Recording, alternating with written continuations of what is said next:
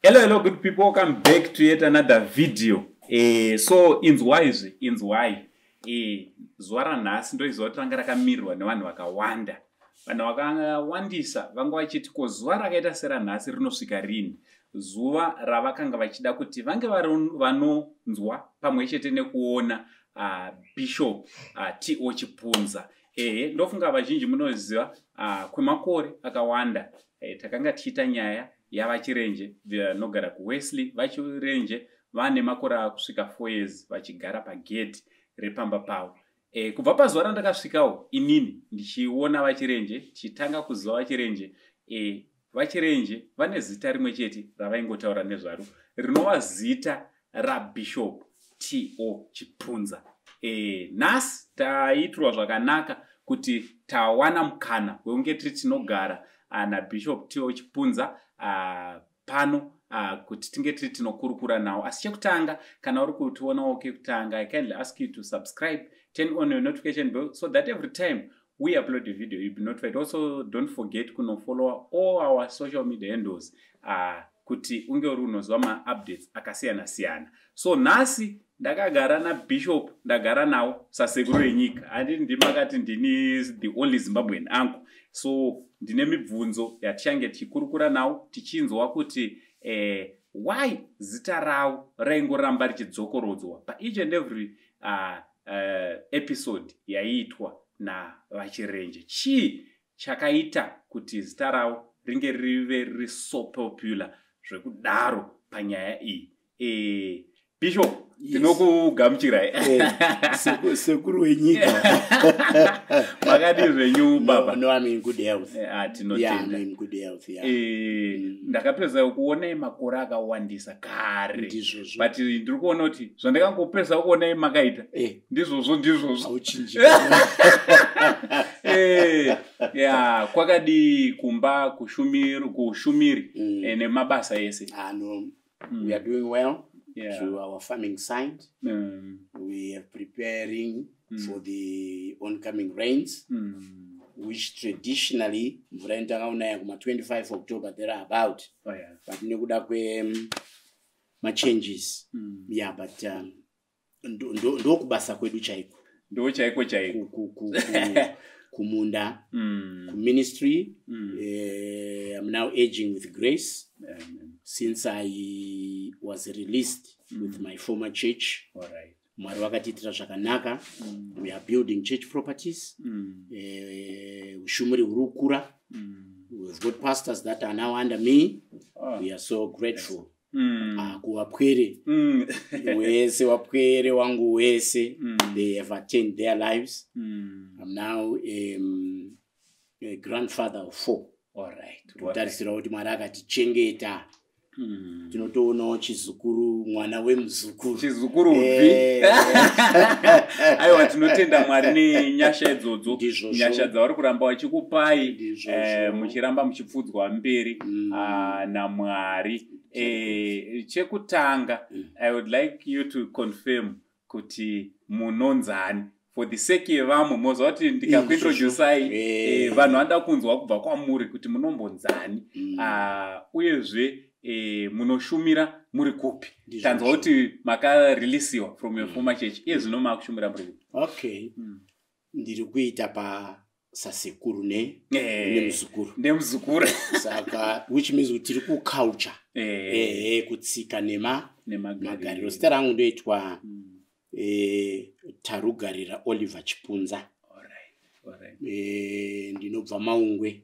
Alright. Wangutanga pa Macheke River. Pa Macheke. Apo kurosa Macheke River. Chinonzi welcome to Manicaland province. Yes. Dzinza rangu wananyati wamina. Alright. Ndo wano welcome wanu wese. Wanenge wachiita enter into Manicaland. Yes. Saka ndo kune humambo hwedu ikoko. Alright. Saka ndiri chizukuru chaJembere. Wanasekuru wedu wakabva Tanzania.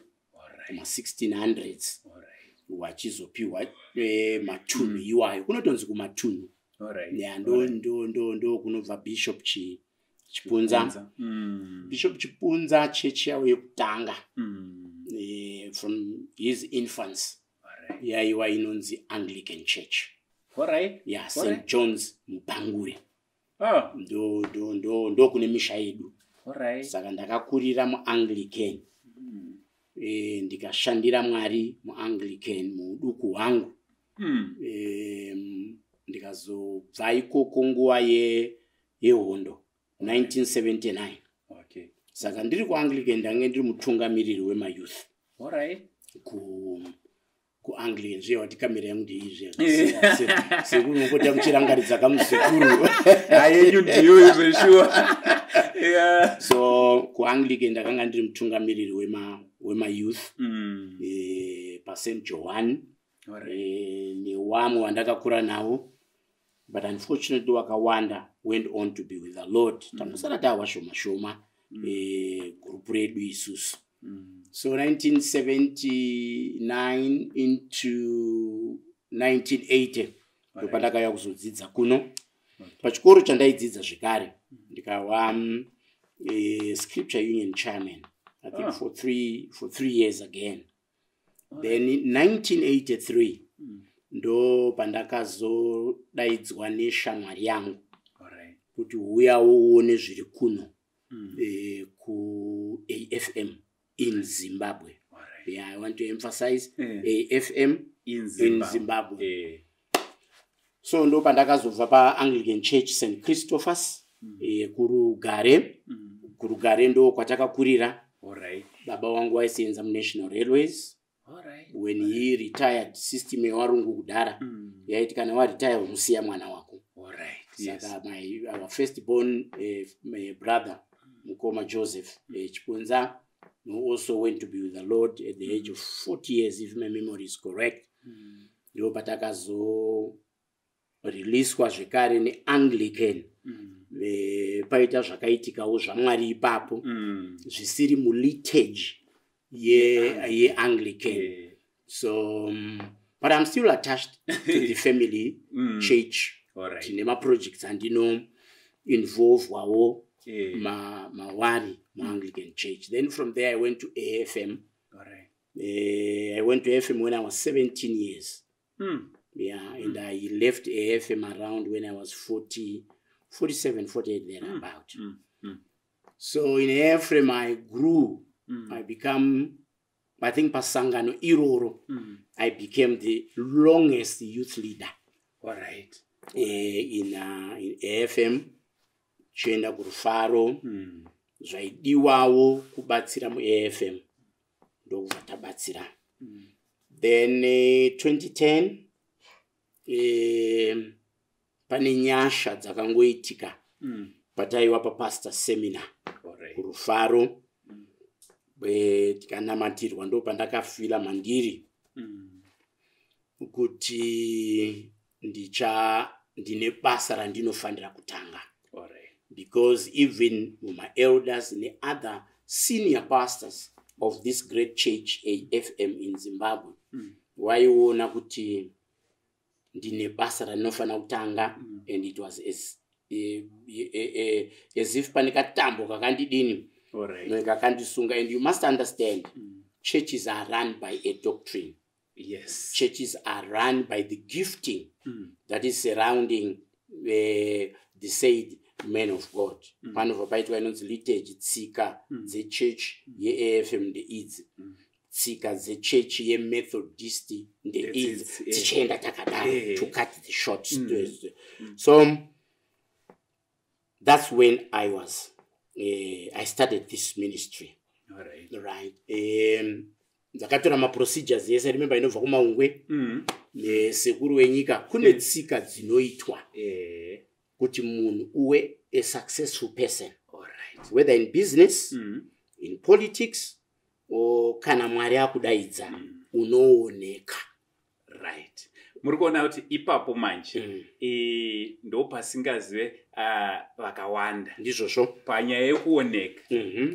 Ndaigara ndichitomboudza vanhu ndichitoti unoziva kuti paunononzi wadanwa muministry ameno kana ndaivaudza chokwadi ndakamboudza ndikati kana wadanwa kuministry uri kuenda kuministry wakasenga zita revaridzi. Ndizvozvo saka zita iri pariri kuzonodanwa achinzi mupasta Ningi vabvuma here varidzi vezita ameno kana ndaitaura vanhu ndo maprotocols anofoira most men of God. Alright. Mubhaibheri mune maexamples wamwe waiti nditenderei ndosveta mai nababa. It was a protocol yekuti unofanira kuwana parental release when you are starting a ministry. Kana uri kutanga business ameno kana wapinda political office you have been upgraded pabasa unondosuma wekwako waridziwe weropa kana mweya iwoyo yagamuchira everything move on because remember sekuru wenyika takabva kuna Mwari tiri mweya ndokubva tasvikira mumhuri. Hatina kusvikira muchechiba. Takasvikira mumaoko evamwe vanhu. Aiwa iwe kuna kudivida manje takasvikira mudzinza. Mudzinza. Zita rekuti chipunza riya. Kana mweya uri surrounding ani chipunza usina kuadreswa kana usina kuinformwa. Pachimaungwe tinoti usina kusumwa. You face a lot of resistance. Chero calling yakatozara. Kana yakazara zvakaita sei kana uchidibura uchiita miracles. But mawakasvikira mune anonzi family controlling spirits. Anocontrola. Izvese zvouri kuita izvi kana wekwako asina kuzvibvuma. Nyati bisho zvipunzawe nenda kanganwa ndinoera nyati mumina tiri umambo ndo vana chief chipunza. Alright. Atitori neumambo inini ndinoto preside ndini chief advisor wedzinza. Saka unoona ndauya zvangu panapa because peace and reconciliation it's one of my mantle. Alright, tapedza tikarebese papa. So ndakaenda kuwakuru wecheche FM ndikakumbirawo mundirelease munondiudzirawo mukuru ainditungamirira whom I cannot mention here kuti mupwere wati aiwa ndakuenda wakaita zvawakaita pakaitwa ceremony mukuru ainditungamirira akaenda ku Interdenominational School of Deliverance. Makore iwayo taipindira 2008 tanga tichipindira paPoli tozopindira paZANU-PF headquarters. Yaizara yese yaya mukuru ainditungamirira ndobva auya ipapo akatsanangura kuti imi ndozvataurwa nani naNyati waindidaidza Nyati. I'm comfortable kudaidzwa nezita redzinza rangu because ndiri wedzinza.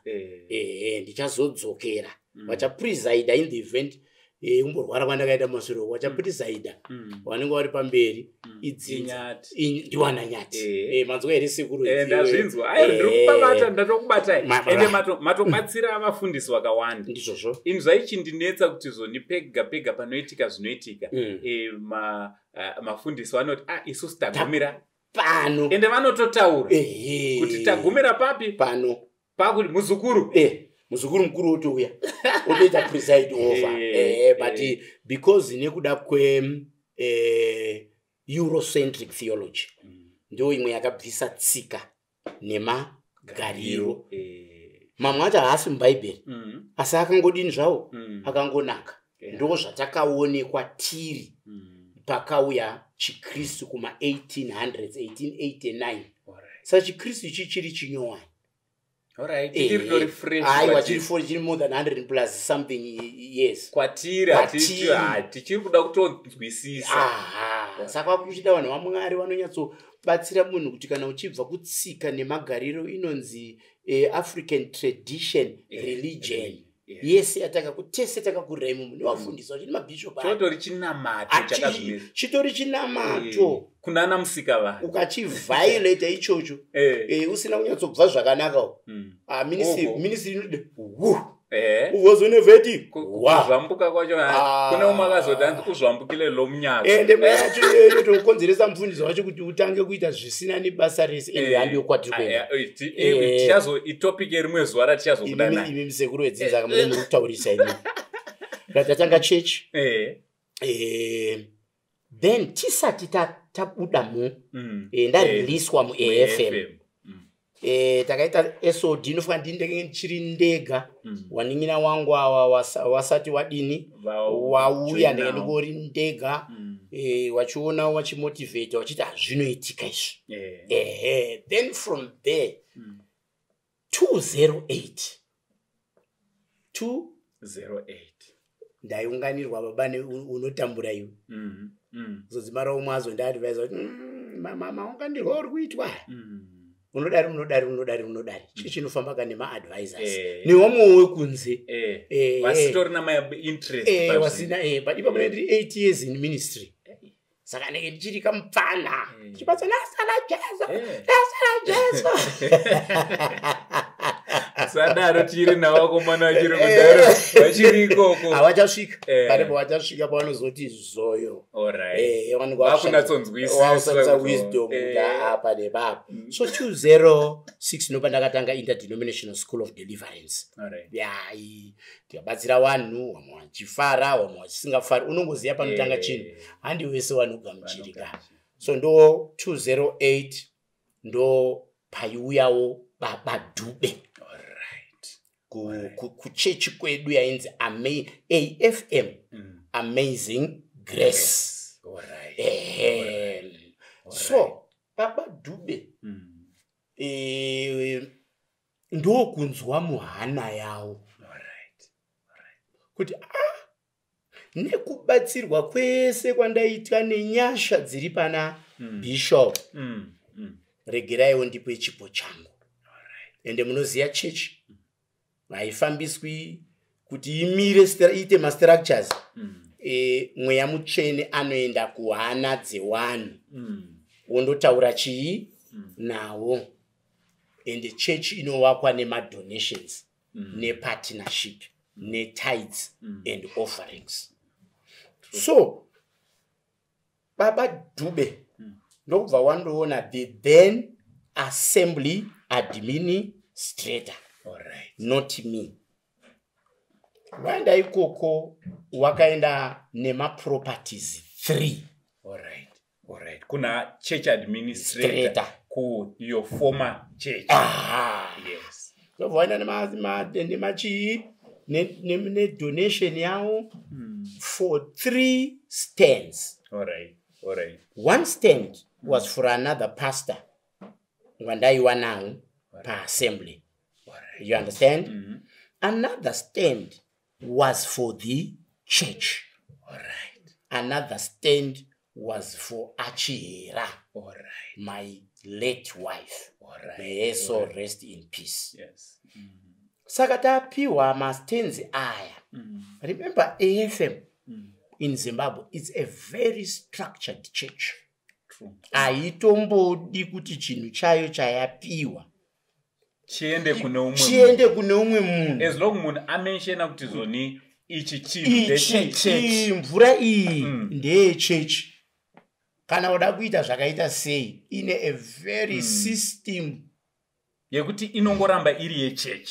Church ndeche church. Kana even muministry mangu ini munhu akauya akati dhora iri ndere church. Kurwa ndere ungano munhu wese. Anditombotori for my benefit. Alright. Yeah, you understand? Ndiripanzwisisa. Yeah, sikuru nyika mupanzwisisa. Ndapabata. So that tinazokwanisa kawazukuru. ndoziva kuti vamwe vazukuru venyika sekuru vamwe vanobatirira vakatsamwa abati zvamaita matogona kana tichizovakwazisa ngativakwazisa hedu pekupedzisira pamwe hasha dzavo ende sekuru wenyika wazukuru wako wanotuka those guys wanotuka vane ukasha wakamudza kuti zitete kuti Bishop Chibunza zvakaitwa ndomwezekuru amuna kuzomboda kuri tizereza stare dzinza ritizo haritizo wananyati sekuru yenyika tine pachidawo chedu pane panonzi wananyati wanamurwira pachena hatiende zvekukona pa head on dai makazondidaidza kare sekuru wenyika ngati yakapera kare dai yakapera amenowo zvaingoitika aiwa tinoziva tingasvitaurika pamuseko so from there wakauya ndokubva wadonata 3 stands, one for the other pastor, the other one for Achiera. May so continue resting in peace. And then the other one for the AFM, Amazing Grace Center. That was Mr. Dube. Mr. Dube. Vakaita chinhu chakanaka vanzwa mumwoyo mavo kuti ndoda kuita izvi. Perfect. Isu ndobva tati Achiera ndimapiwa. Mune wana 6. Mapanzikisa ka ndinowanawo 6 wandipa wazukuru 4 anditodawo nditodawo wazukuru ndiri kutaura nakuti apana nevaroora vangu kudzaiwo zita raBishop, you understand. So wadaro tapiwa zvazvati zvekuAFM zvekare hazviwanzwi zvinobva zvataurwa pajekeni pavana wesangano tapiwa mastendi 3 nasekretary manje muri panzwisa imakapeta maoko azvisa zvapresentwa kwamuri secretary ndiye aonana navadhube paperiod board racho zvakaitwa paboard level board of elders 1 to 7 secretary ndobva azotaura zvipo zvatagamuchira zvichienda kwazvinofanira kudini kuenda then wanhu ndokubva wafara wafara kudaro wanhu ndokubva kwaita warume wairi one akati muzamutsika nemagariroka uyo akanzonzi ndiachiera pashona anhu vati ndimai wangu mapanzwisa iwo dhubo wangu waine kahukama nani naachihera handiti ameno kana muri panzwisa then kubva kwaita varume wairi umwe achibva ati inini ndakudrowa plan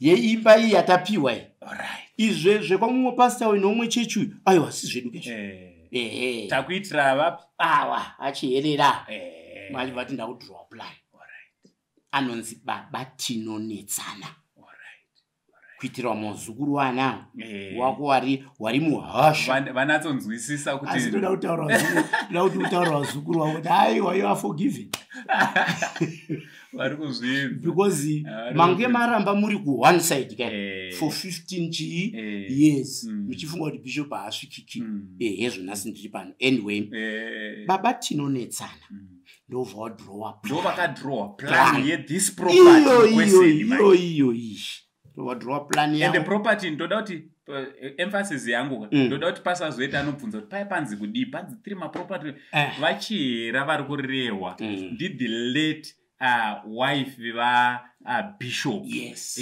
Patime iyoyo vaivapo Bishop vakatovati aiwa property iyi yapiwani imimi imimi wamapeta imaoko mamamira pachi parutivi ndizvozvo baba vamati vano baba tinonetsana vobva vadrowa chi plan that property izvozvo mamiriro akaita kunze kwerufu ndo yakachinjwa rufu yenge iri parapet handiri mapanzwisaka tapedza izvozvo penge paine tsvina ipapo avo baba tinonetsana vari kugadzira chii plan penge paine marabhozi akaomarara nyaya yemarabhozi yakataurika zvechokwadi kuti that place hanzi vanhu vese mostly vaiva vachidhampira papi apfunga kuita zvada kuita akabvisa zvabvisa aienda pathat property ichiri nzvimbo isina chinhu ndopavaizadza zvinhu tivati tenge tiine mushandi wedu watakagara naye 60 years mwari akangondipawo ruoko rwekuchengeta vashandi vanonzi baba Oliver Tom. Kana mchizoda details avo munopanzwisisa ndo wakaenda nekarori kedu wachindo clear that area yes ndibaba Tom. Tapedza izvozvo ndobva naachiyera manje ndiwo wakati imi Nyati achiyera vasandaidza kuti bishop Nyati ndoti achiyera asi kumba kwedu achiyera taiwati sisi makanyara newana neniwo munhu wese taingorarama kalife kaya kari good peaceful and very simple zvisina kana nanhasi am a very simple person ndogona kusvika kana kukwira kombi mazuva pamba apa tiri mugodze imwe imba yangu apana tokwira kombi so baba Tom ndo wakaita izvozvo wakaclear nzvimbo iyoyo waclear nzvimbo iyoyo tikabva tawagarisa ipapo baba Tom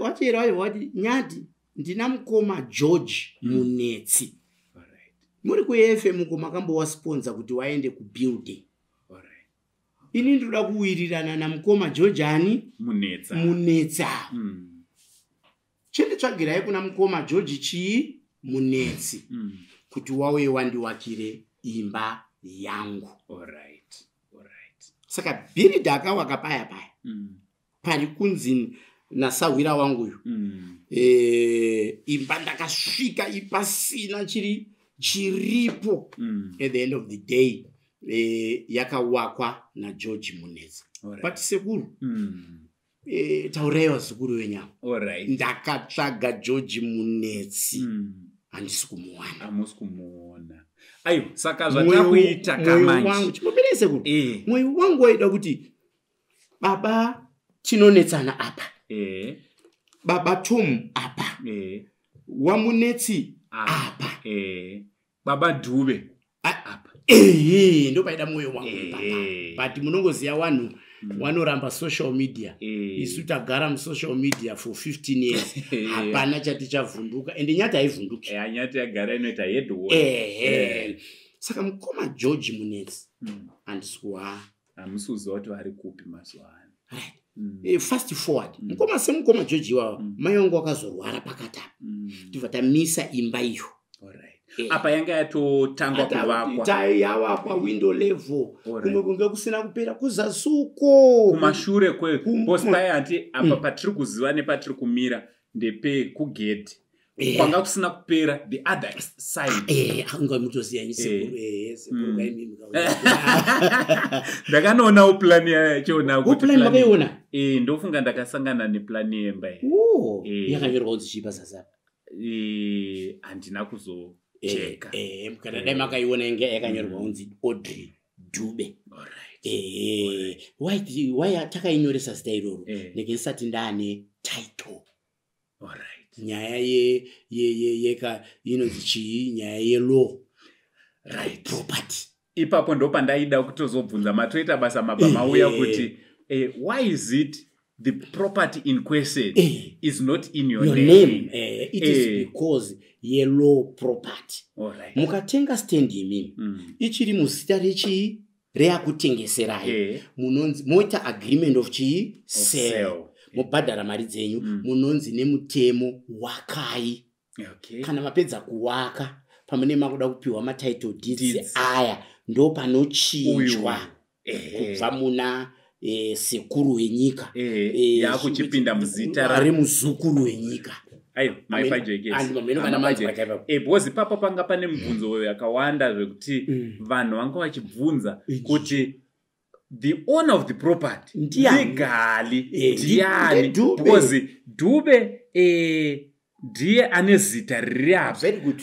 Ko bishop ari kuzokwana papi pachinhu chachona chapachinhu chacho ende wazukuru wenyu votanga kutuka wasingadhili nani nadhona. Alright. Saka after property yadonetwa kuti achihera yakabva yaramba iri muzita rawadhube kuti achihera kana wapedza kuwaka vakuzodaita matitle deeds.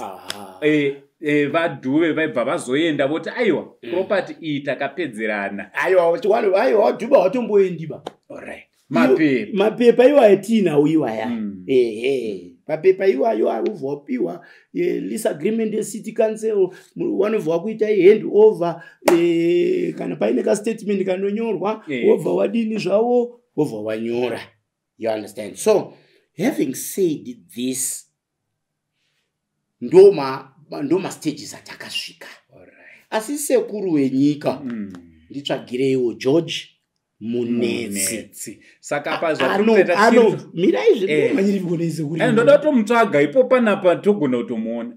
Munitsvagirawo George Munetsi anobva kumuzara bani ndokumusha kwake. Ndiye akabricklayer akasimudza zvese mastage form ndiye aigara nawo achiti akaenda pastage.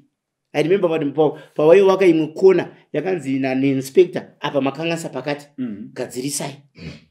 Akapedza kugadzirisa ndobva waenda kuna inspector akati aiwa chipfurira henyu chii mberi. paGeorge Munetsi sekuru handisikumuona. Chitori chichemo changu semuzukuru wenyu kuti George dai awanikwa ndiyo kwamuzarabani. Takambotsvaga former members dzedu dzeku AFM tine group ratinaro wana runoti mukomana atisumuona. So ndada kuconclude sekuru. Ndada kuconclude. So mai wangu 209 wakarwara. Ndobva tawabvisa kumusha kumaungwe uko. Tobva tavaibva tagara nawo pane imba yedu iri paseri pana patiri kuitira. Unotofamba netsoka utodzoka kana kuti kudaidzira usakuru wanyika katobuda. Mai wangu ndokubva warwara ndokubva tambomira kuwaka this piece of property. Asi tenge tafamba because ngati uko kusina kupera foundation uko katikusiye kwadara chera.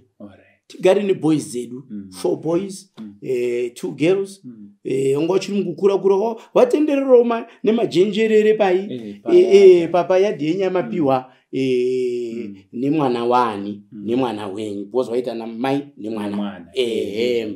Then andazokangana kwapaya pakutanga kuwaka kwatakaita tine mumwe akatidonetera mari mazuva iwayo anga ari nguva yemaekeraya. Tikawaka ndo mari yakawaka foundation yese ikazotadza kupedzisa kukona uko. Fast forward sekuru wenyika mai warwara takatora futi George Munetsi iyeye kuti andoti wakire imwe imba yedu kumanyame pake kuchitungwisa. Tichiti mai Chipunza mbuya Chipunza tozowatsvagira manesi aid toita inonzi healing therapy yekuti mai ndakutengera ichi imba ndakuwakira imba. Takabva taenda naGeorge Munetsi iyoyo because isitsika yekwedu. Makani hauchinji makanika hauchinji dhokota naye tikatawirirana nayo vachaja mari dzake apa tinge tamubhadhara mari dzake dzisa. Ukaibva tangabva tamubhadhara mari dzake akawaka within less than 4 weeks or so. Anga atosimudza ndobva angosiya chete 1 asbestos raifana kuenda ipapo. Ndobva asiya hama yake. Ndakuda kuenda kundomubhadhara tichitori nechikwereti tina George Munetsi patsika nemagariro haufaniri kudya dikita remumwe kana kuwaka success yako uchidzikisira mumwe munhu basi. Vatasvika ipapo zvanzi George Munetsi akangoti ndichadzoka.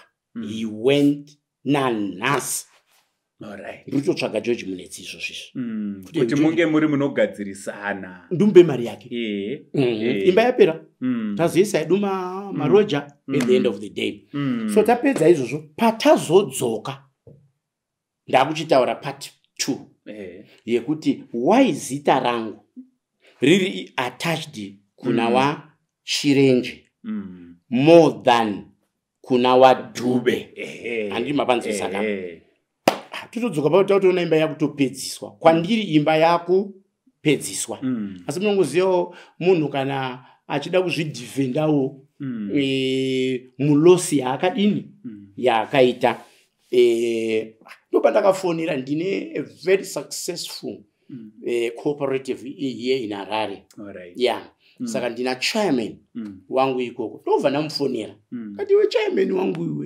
iwe anzi Mutukwa iwe chairman wangu Mutukwa what is happening pamba because wanga kumlord bishop parwara mbuya Chipunza muri kunonoka kuwaka imba iyi so chaona zvatichadini zvatichaita kuti anoitsoka ndikati Mutukwa ndiwe waita izvo here zvikanzi handini imatosvika maona imba yakutosimuka makatoti no panogona pane one of vana vangu vadecide kuti aiwa rega tinodii ndozvandaifunga izvozvo it did not become that way sekuru ndanyora kuti ndisarasike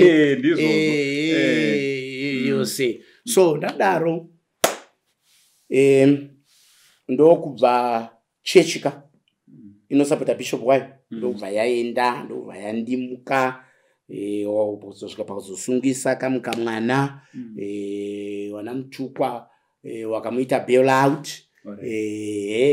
zvichienda zvakanaka. Akasungiswa nani kamwana? Akusungiswa naChirenje manje. Alright. After vaenda pando papa ameno zvakataurirana. Alright. Watumira ipapo obvious. Wachirenje wangu waku kunyanya motaura more about bishop ani bishop Chipunza tangodaro we handed over. Alright. Tiri papo tsataenda kure. Kureva kuti nyaya ye this property aina kutanga kunetsa some 4 years 5 years back. Vakatombo approachiwa nevana vekusangana. Wachiri kuwaka. Vachiri kutovaka. Zvikanzi stop. Alright.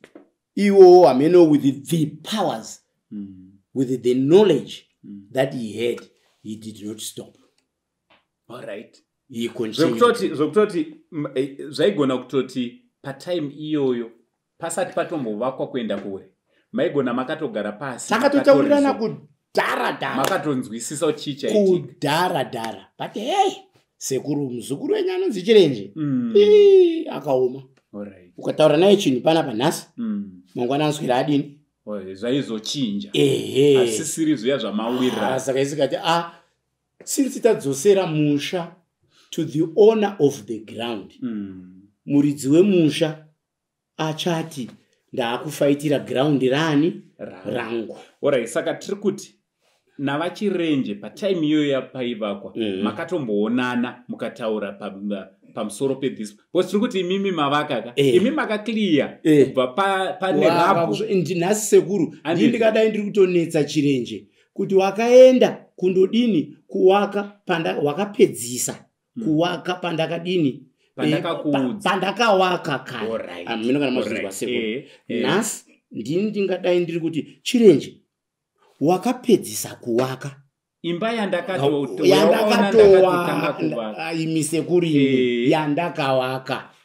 Muri panzwisisa. Saka iye auya kuzopedzisa ini ndabva pa foundation kusvika apa kumwe kuzasuku kunge usati kwanyatsopera kwatakakwidza ndekuku muri kufrandi aiva muchiru remember kuti aiva marooms mangana anofananga ari 12 kana mweya wangu kana nyasha dzichiri dzekurangarira dzichiri kuti it was almost yese yamamatosimu muri panzwisisa saka ini ndikadai ndiri kutoti kwamuri sekuru onai munhu yakawaka pandakadini saka iye akabva amhanya abva amhanya zvake saka isu patakadzosera property kulegality iya Right. Kuti ini handikwani kundoripota rangu haripo. Chero zvazo iri yangu ende ndini ndaita zvese.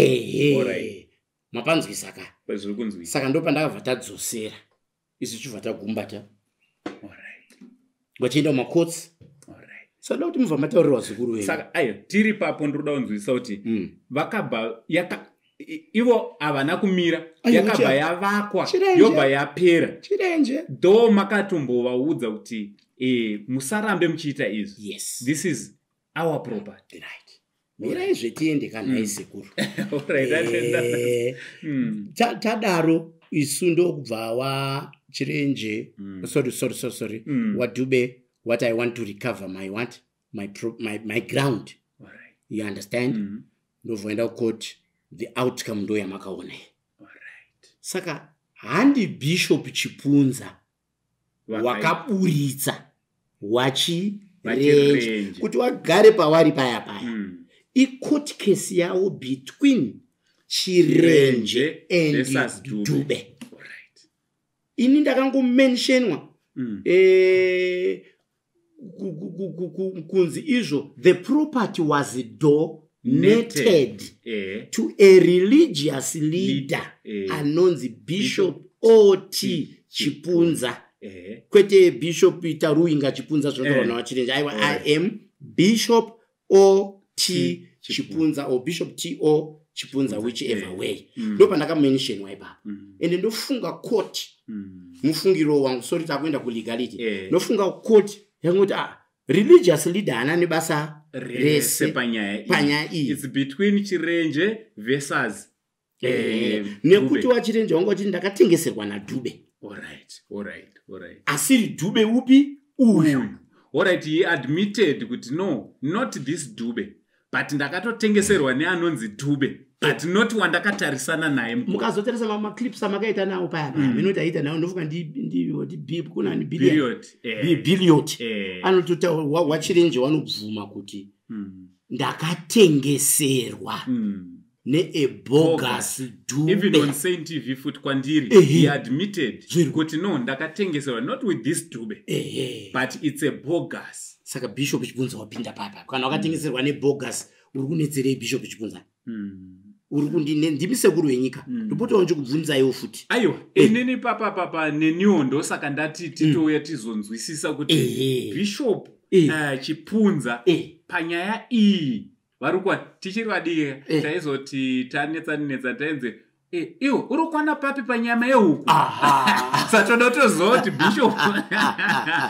Bishop vazvijekese kuti aiwa ndofunga kuti kubva pekutanga muri yeZimbabwe ndofunga muri kuzvinzwira Bishop vatiudza pakatangira nyaya kuti property iyi yakaita kudonetwa navaDhube but yadonetwa yakaramba iri muzita ravaDhube vachimirira kuti kana vazoenda kudeeds office vazonochinja kana vapedza kudi yes zvakuzonotransfer. That's why the property in question remained in the name of Mr. Dube. Ndosaka even now Bishop havana kumboenda kukoti according kunezvataurwa zvese. Bishop zita ravo harina kuvape rakangovapeya ka1 painzi aiwa the religious leader ndivo vakadoneterwa property who is vanova ivo Bishop O.T. kana T.O. Chipunza. Yes. Saka tadaro zvapera kaizvo waenda kukoti waDhube wachirenje wapanze. Instead yekuti wachirenje wataure ndopa ngori neka bone of contention. waDhube kuti wataure chokwadi ndiri pano nekuda kwekuti ndakatengeserwa property nebogus leader ndikaenda pakazouya Bishop Chipunza wachiclaima kuti property ndeyani ndeyawo, which is very true. You understand? But wachirenje pandiri kuti sorry sekuru muzondirowa kana ndataura andivabanza kasekuru wachirenje wanonyepa. Pandaingoda inini dai wachirenje wakataura chokwadi kuti imba indakaona iri pakati. izvaizopaiwo kuti imimi mube mataura kuti aiwa ini imba iyi ndakasvika pari nerabos zvandataura pana saka dai vachirenje wabuda panze ndizvo zvoka pawaripo paya nini wanditombofanira from the human point of view kwete from the Christian point of view ngandosiye chikrista patsika nemagariro pakagara waDube paya baba chirenje pakagara wachirenje paya apaite neniwo ndichiona situation yavo I get pain but kunyange ndichiita get pain maoko angu akasunga kana kuri kunzi ndiwabatsire sekufunga kwavari kuita kuti ndinofanira kuwabatsira asi handini ndinofanira kuwabatsira system yakawaburitsa ndo yawanofanira kuteera kuti wadzokere mumba muya ameno kana muri panzvisa sekunyika saka ine pandiri kuda kuna wachirenje ngavataurira muzukuru chokwadi chezvawakaona musha uya uri magorokoto tichitaura nawaDube 2 weeks 3 weeks ago vari kuti ndine mapicture ezvandakaona musha uya wakaita vane proof yekuratidza kuti panga pakaita sei sekuru wenyika munogona kuzva kumbiro wenyu ndimi munoziva kutaura nevanhu venyu kasekuru so ndo zvakaita izvozvo so waenda kuna Dube wabuda ndo pawanobuda ndo pakutukwa mubada akutukwa sekuru apa mimi makavabuditsa mumba icho kuchipunza vakavabuditsa mumba musatanist sekuru ndakatukwa is a hard hearted muroi akaromba chimwe futi chopano mwe atoburitsa zvinezvi pane imwe social media nozvanzi ndinowenga zimhanza renyiro dzoserai munhu mumba saka compensation mune muchiona chacho ndazotanga kuteerera manje all along ndenge chikoti no wakapedzerana kane koti but ndangoitirawo mhuri dzinza rekwachipunza zita rekunzi chipunza ndorita headline iro istikaonawo kuti zvanyarara tobva tati chirenje wapapi overwhelmed saka ndaitira zita rekwachipunza ndaitira the body of Christ ndaitira kuti kune wamwe wanogona kuda kubatsirwa nenyasha dzakaiswa pandiri inodzidzisa inonzi afrocentric theology zviri kumunetsa kumamisha zvemumamhuri iye ari mukristu sei zviri kumuteera tinozvimisa sei ndo roho yangu iyo in the body of Christ ndo vanhu vese wandaitirawo that's why I have humbled myself to say no, let me just go and explain after all ndinobveyo so having said this all pane vanonzi baba kurenzi ndakasowabatsira kare is now a very successful person ndaona rimwe zuva wanoka chii zvanzi ndakatombofonera foma overseer wenyu ndichitsvaka nhamba dzenyu zvine zviri kundinetsa sei bishop muri kuramba muchitukwa ndikati aiwa zvindiri kutukirwa nyaya yestendi yaka Mr. Kurenzi manzi munonditenderawo here kundotaura nawaDube tione kuti hapana zvatingaite akaenda kundotaura kuna Dube tikaita ndo pandakazoona Mr. Dube for the second time the first time wakauya kuofisi nehanzvadzi yavo wachiti tine piece of land pawestgate apa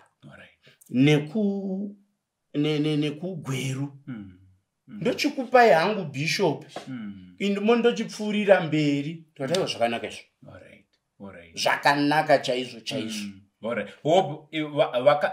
after nyaya iyi yaitika yamakotsi manje vobva vati aiwa inini nekuti ndakaita zvandakaita kwamuri nyaya yachona zvayazosvika pakudai ndakuda kukompensetai with another piece of land ini ndikati zvamataura wachirenje handirambi baini that was Mr. Chirenje ndikati chiendai kucourt since nyaya yako kucourt atichagone kutaura chipedzerana ende handini ndaenda nemi kucourt maenda nemuridzi wedonation. Ore. Aida kukombanzeta vaiva vachirenje. Chirenje ndiye yakati Bishop ndakuchikupai a piece of land iri ku Westgate.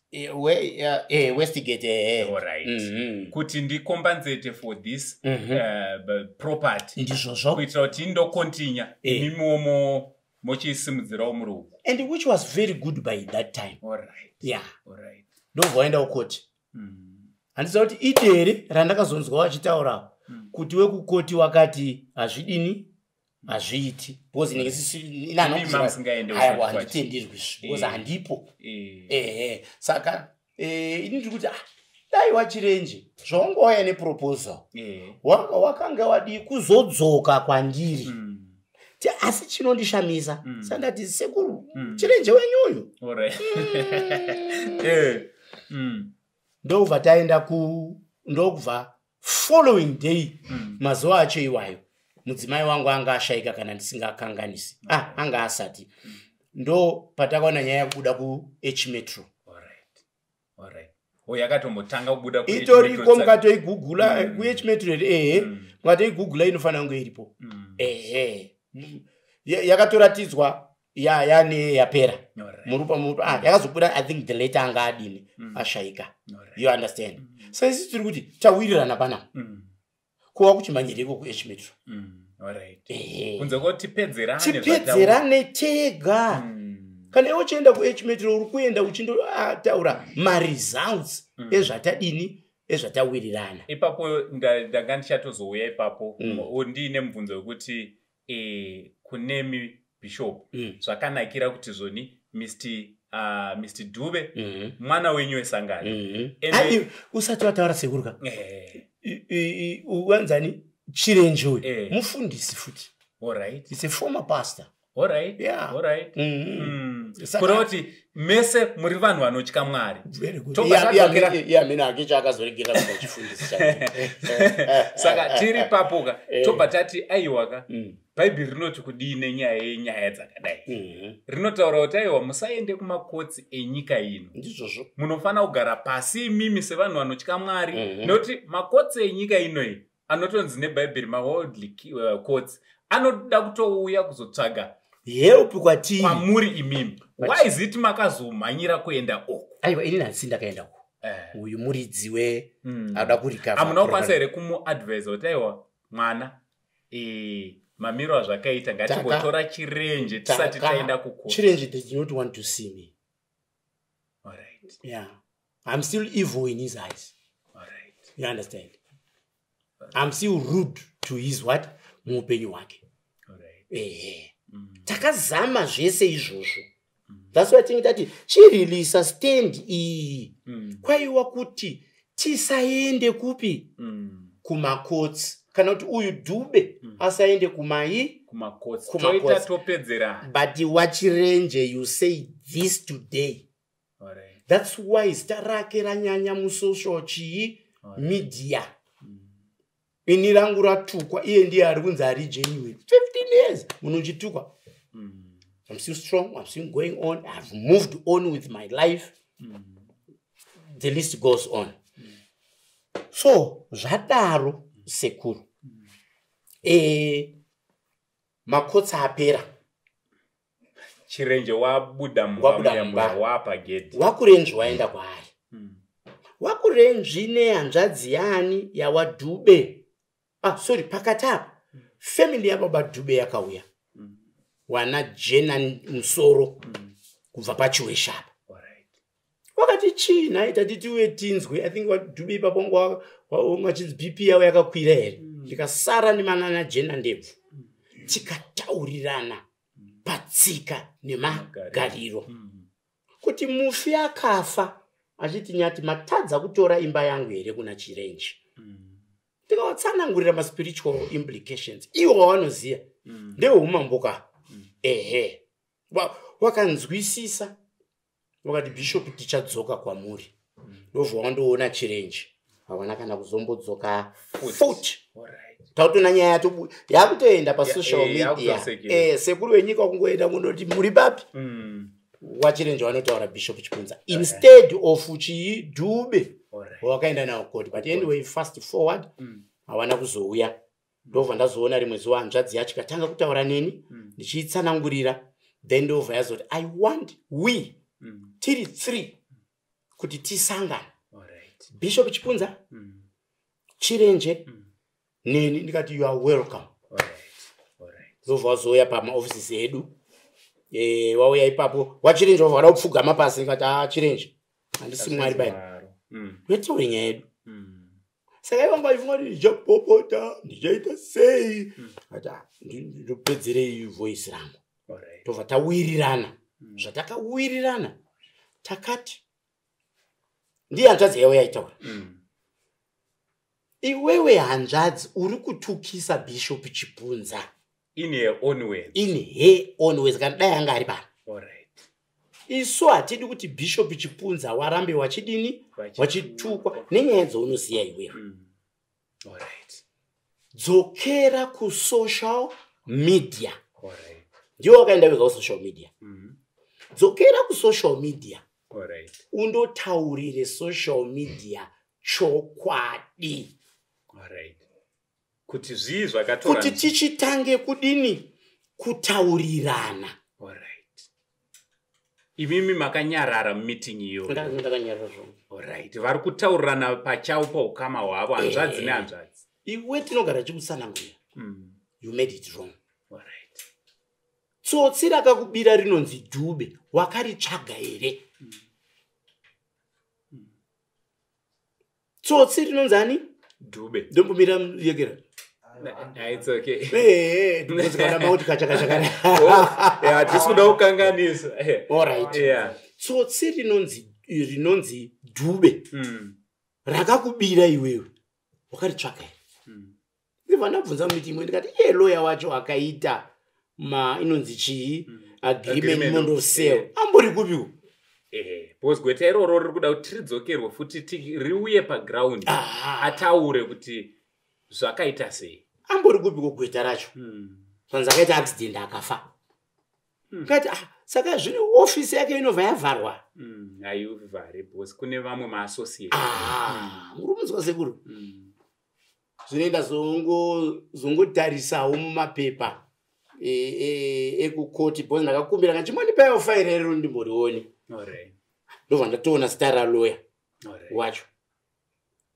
Building yaari itori kumashure kunonzi kwechii kweoffice yangu. Haana kuita tsaona. Aiwa ndangoona mapepa akaita inonzi chii agreement of chii of sale. Patatoona pamwe futi pakatonyorwa kunzi waChirenje wanenge wakabhadhara 12,000. But initially wachida kubhadhara 20,000. Handizozivi kuti wakazobhadhara here. waChirenje wachisaina kuti ndasiya 12,000. Agreement of sale. Muri panzwisa kaipa. So moving fast forward ndokubva tawirirana gore rino. I think muna June, July. If my memory is correct. Kuti waChirenje wanofanira kudzokera ku social media. Tiri 3. Nehanzvadzi yavo. Hapana amanikidza mumwe. Hapana afosa mumwe. Iwo ndiwo wakauya. Vakasuggest. Ndikati muri kutukisa zita rangu pasipo. Tapedza izvozvo. Ndobva waenda. October I became very sick. Yeah, ndakasvika panonzi pai pakupfeka size 28 from then ndobva nechechi ndobva wandiendesa kuIndia muna October. October I was in India, November I was in India, then I came back near Christmas. When I was dzokera futi for check 2024. But by 2024 ibaba after Mr. Kurenji pakabva papinda prophet Mandishona. Muri panzwisa ka achiti Bishop ndanzwa Mwari kuti tinofanira kuti Chirenje apa nemhuri yaka imimi apa tida kutaura nyaya iyi. Ndikati I'll give you 100% authority zvamandikumbira, but we will never win naChirenje because munotaura nyaya muwirirana mangwana chirenje anomhanya kuhama yake kuhama dzake dzinonzi social media ondotaura zvimwe zvinhu. So we will never go anywhere. So zvanza let me do baba.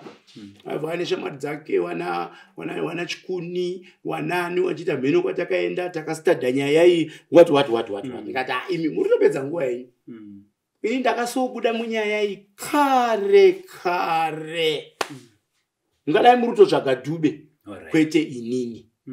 Tapedza izvozvo ndobva waita pane zvatakaita kunyatsoda kungofamba takanyatsofamba zvakanaka kada undopedza nemamediator ava vakanzwa that is Prophet Henry Manshona and Bishop Chikuni vachifambidzana vakadaro. Wakatouya ndakuita evening service yangu kati wafundisi ngatichipindei muoffice ngatichipindei muservice after service mondisuma nyaya yani ndikati give you go ahead kana zviri zvougadzirisa tinozvida. Takanyatsofamba zvakanaka ndopaya pamakazoona wachikumbira ruregerero. I think ndindakaita wekutanga wandakataura nawo after ndainvitiwa inini na Manas Chibanda anditi takainvitiwa na vachi Chikuni vachiti tiende kunani kune vanonzi Prophet Manshona ndanisa ndakambowaona ndizvozvo takatoramba tikati nekuda kwemashoko ese anga ataurika atisati takambosangana nevanhu vaMwari nezvamanga muchitaura wakaita mumwedzi mingani usati warelease wapublish mwedzi tichinzi releaseika totaiwaka isusu manje amutimhanyise because imi mangozotibata pauro kuti pada kuapologizwa komashoko ese and my request inini naChibanda takati tisati tareleasa titenderei tuonane nani naBishop ndizvozvo but ameno zvaingoitika ipapo ndo zvakazodilea ini hanzi hazvigone takarambirwa nditi vakati hatigone kuuya uzokuona inini Bishop kubva this ndine 26 or 27 ndiri muministry I don't bar a person kuya akangosvika muoffice pangu pareception pangu achindoda kuona Bishop anongopinda. Yeah, saka I don't know what was that. So I don't follow a protocol since abantu vanga vatidi nasi ma follow a protocol. That is Bishop protocol. Ndinoshumira ndiri mutsika nemagariro kutoka muti bhukwa bhadhara mari yakati iye aruda aine dambudziko warasa muKristu. You understand? So paita meeting iyoyo nyaya yekuregerera yekudzokera ku social media haina kutanga na Prophet kana na Bishop Chikuni yakatanga prior kuti tigone kukurukura tese. You understand? Saka ndine statement imwe yandakazonzwa kuti wachirenjwa kuti ndakamanikidzwa. No, that's wrong. That's wrong. Ndopatingonezana na wachirenje chete because according to him pane mashoko anga correct me Chibanda if I'm wrong, pane mashoko anga akanyorwa andaifanira andakatopiwa kuti ndiri yes on this other meeting, is it? Iwa mashoko ndakadini ndakaona because this is not right. This is not because zvaita sekuti imimi muri kuda kungochenesa zita renyu iyewo kondinyake nekugara pansi. Ndikaenda kutsanangurire sekuru wenyika zvatinoita izvi tiri basa raMwari. You don't need kumira uchizvichenesa. No, Mwari ndiye anokupupurira sezvataita nhasi kunditsvaga kwenyu wese waitaura nyaya iyi ndofunga ndiwana Chibanda wana Billiard wanani angosei they have never panopera inonzi chii DVD rawo the Bishop Chipunza if you are anywhere contact me zvakaitwa newe You understand? Vamwe vese vanokupedza nyaya yavo. Ende makati tangoti contact me makabva mandinyora message. Makatoti it's Bishop Chipunza. Ndikatobvunzisisa kuti Bishop. Ndikati ndini. Because hapana chatinowanza. Munhu waMwari anotukwa. Munhu waMwari anoti Bishop uyu handimunzwisisi.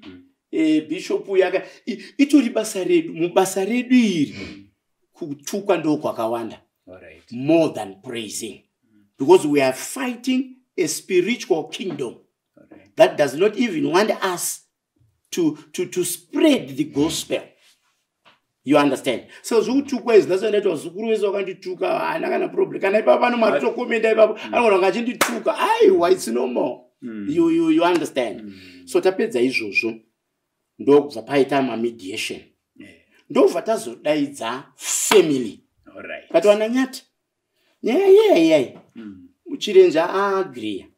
Ini handigoni kutaura naye imimi wedzinza rangu musipo ndotsika yemumba mamuvhakacha. Kuti tinodini? Tinoti takuita chinhu chirango chedu mvura imwe iyi ndopesa padhuze. Ndimi mataura zvakanyanya upfura inini. I'm diabetic. I'm managing my condition. You understand? So ndobva tadaidza wananyati. Ndobva pataurwa pengepana manje Dr. Kadungure muzukuru waChirenje vanomutaura zvakanyanya. Paine hanzvadzi yake this other man uti mwe wamwe tete awa nditete wapi. My two brothers and myself, Dr. Mandishona, whom we are highly regarding, kuti he is the mediator who can make this thing bude zvakanaka. Right. Papa baita zvotaurwa ipapo tapedza kutaura. Mapanzwisa. I was not emotional, and even today I'm not emotional. You understand? Because I know the truth. Apedza kudaro ndo pataka wirirana. Iwo muzukuru Dr. Anonzani Kadungure ndiye akabva asimuka paanga akagara. Ndataura kuti I think ndakakaona kaklipika. Ndikati Chirenje ndakuregerera. Kunditukisa kwawakadini kwawakaita. That was the essence of that meeting. You understand? Ndakuregerera kunditukisa kwawakandiita. Zvinoitika muupenyu. Whether you're a political leader, you are a civic society leader, you are a cultural leader, unotosangana vanokutuka chete. Tapedza kaipapo. Ndobva ndati ukatarisa kwekupedzisira kwevidhiyo iyoyo ndine statement yandakataura. Izvi musazoti ndezvekuti Chirenje adzokere chii mumba nekuti andina legality. I have never gone ku court nani na Chirenje. Those tarangu riri chii riripo. Ndobva takabva tapedzera naipapo. Ndokubva wati ndobva ndangotaura hangu ndikati mudzimai wangu akafa neStacy izvi though anga aine heart problem. Muchamutsa here makanyara mondipa makanyara apa. Ndozvandakataura ipapo. Muzukuru ndobva aiwa waChipunza tichandoti mwinyu touya nechiratidzo chedu chekuti takurege makatiregera ruregerero rwedu pachivanhu.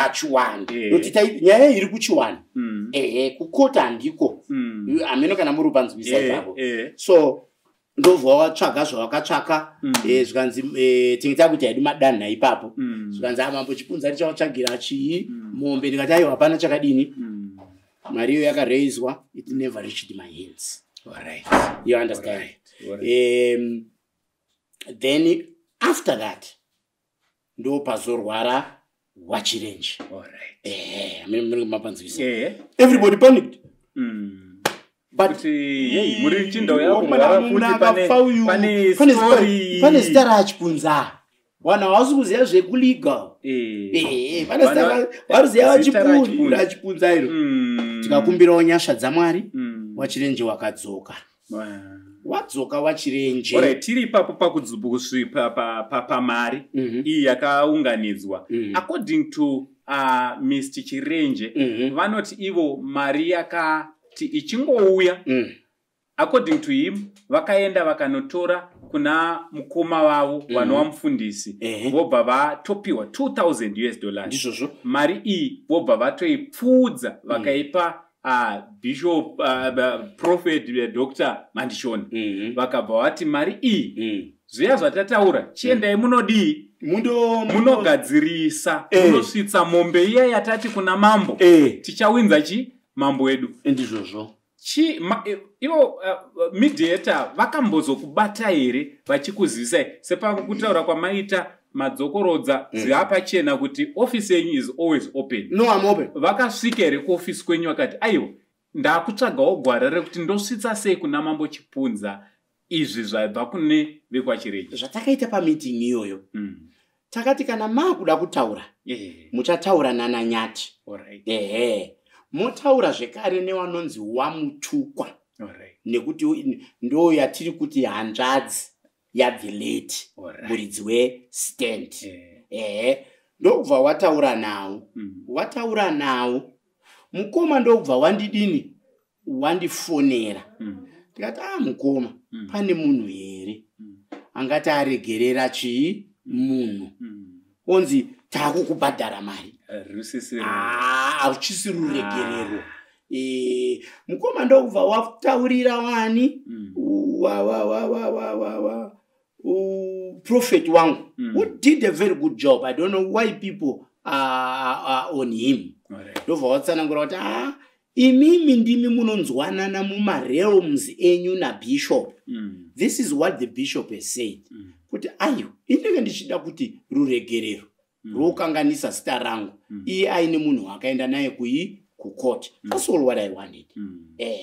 Ndo zvatakaita paya you understand changa chiri chivanhu chedu chekuti aiwa wasvibitsa kazita rangu ndisirini wauri kufanira ri uchirwisana naye. Alright, saka tiri kuti mari iyoyo hamuna kuigamuchira. Aiwa nakutomboiona kana kuigamuchira dai yakapamusoro esekuru wenyika dai yakauya pachiwanhu chedu Nyati ainhonga $10.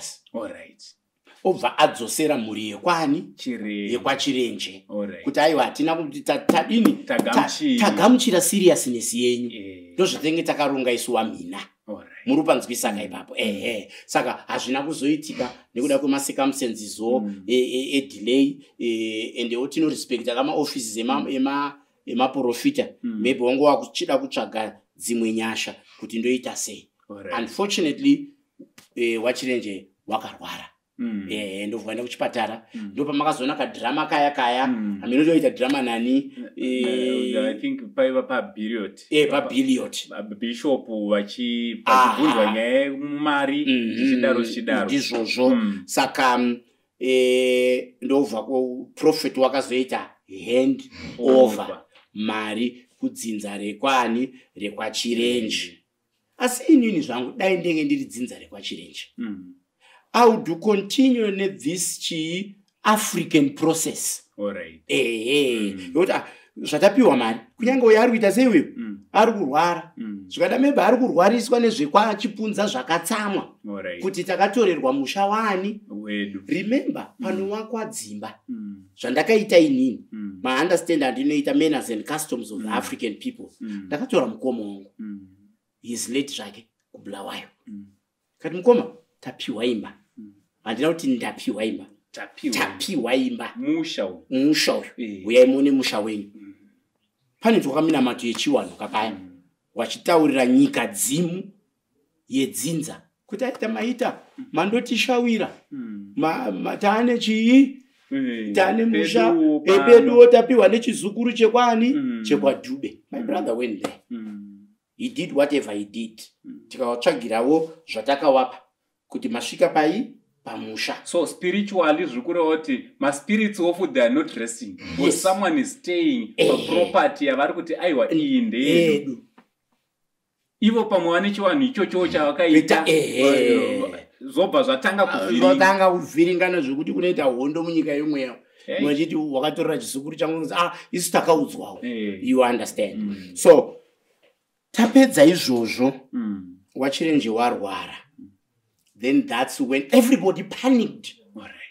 You understand? Kana nesu patakadzwa kuti vachirenje varwara takamhanya ende pasection ende macomments endi takazotanga kutoera social media macomments endi apagarike kunyange bishop ibukaenda ipapo zoti bishop wangaenda paproperty yakadaro hayi wani mwana wandiropafadza kudhara ini ndakutogadzira retirement age yangu iri kuyekera kumapurazi edu uko ndotogara ikoko chazokudaidza kana ndawaka imba yacho unosekerera retirement home dzimwe dzese dzaiwa vakomana vanoona vazukuru vanoona zvekuita so that's when we then anonzani Prophet Henry Manshon ndirikusha kuti vanhu vari kuvatukirei ndirikusha ari kunyatsoshandisa mweya waMwari chaiwo ndobva wandifonera ndikati ayi wakainini I'm out nyaya iyoyo chikondakta Dube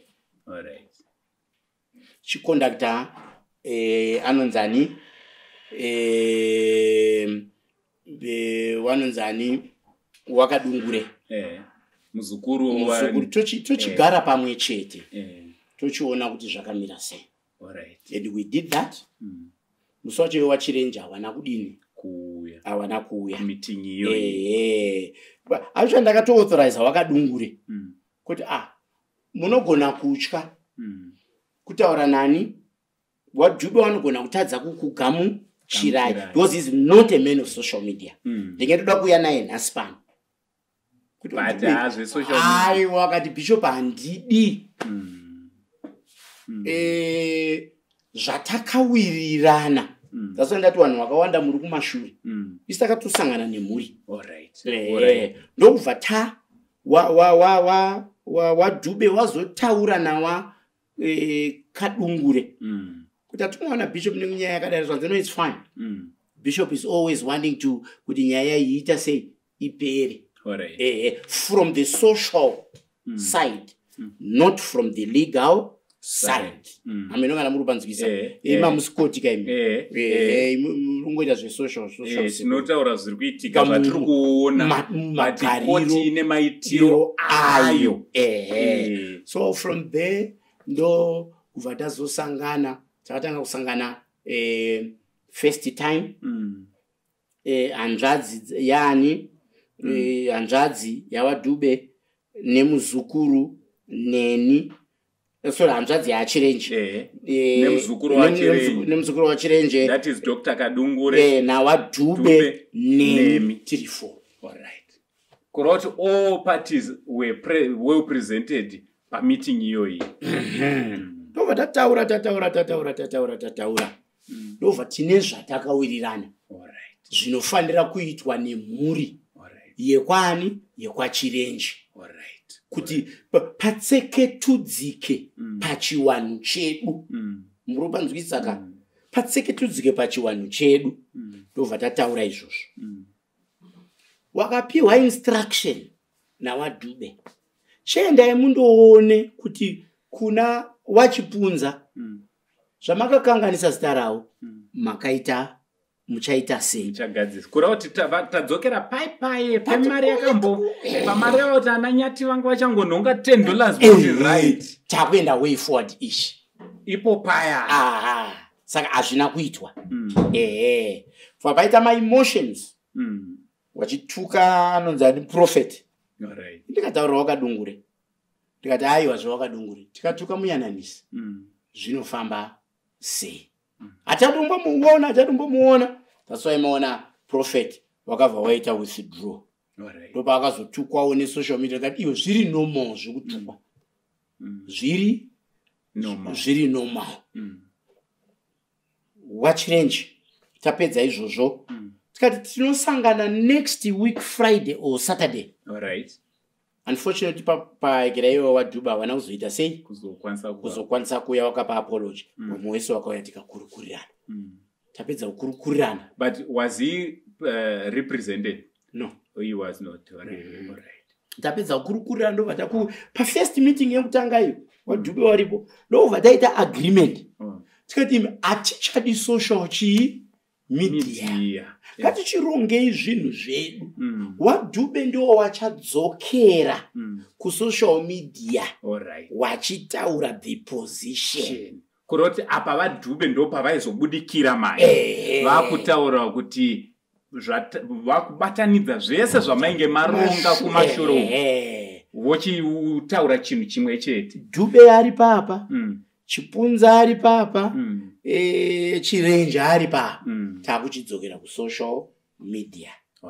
But unfortunately taita izvozvo imi sekuru wenyika mubva mangoita kuti andangopfuura kuti ndidini ndione kuti zvapapi isati mhanyiswi nesocial media tinoita zvetsika nemagariro kana kuri kusocial tinodzokera kakumhuri tokurukura sechi kuti tadaita apa chero social media ikatotaura zvino pano chero zvine musoro aiwa zvimwe nguva sekuru 15 years maisataura zvine musoro maingobhomba inini sekuru